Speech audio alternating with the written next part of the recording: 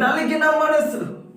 ఎవరైతే నలిగిన మనసుగా ఉంటారో, ఈ లోకంలో ఓటమి పొంది, చెరచబడి, అవమానించబడి, నిందించబడి, ఎన్నిక లేని వారుగా ఎవరైతే విసిరి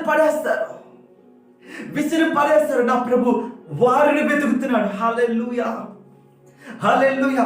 వారిని వెతికి పట్టుకుంటున్నాడు.